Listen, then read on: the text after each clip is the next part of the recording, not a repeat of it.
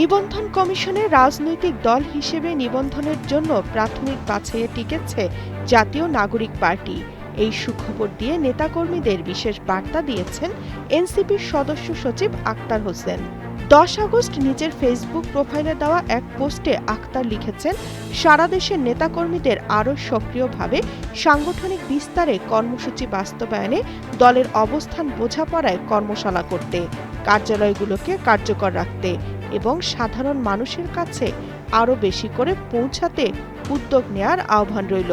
নিবন্ধন চেয়ে আবেদন করা রাজনৈতিক দলগুলোর মধ্যে জাতীয় নাগরিক পার্টি সহ অন্তত 16টি দল নির্বাচন কমিশনের প্রাথমিক বাছাইয়ে টিকেছে। চলতি মাসের মধ্যেই মাঠ পর্যায়ের তদন্ত কাজ শেষ করবে নির্বাচন কমিশন। পরবর্তীতে সব প্রক্রিয়া শেষে সেপ্টেম্বরের 15 তারিখের মধ্যে নিবন্ধন চূড়ান্ত করার কথাও জানিয়েছে ইসি।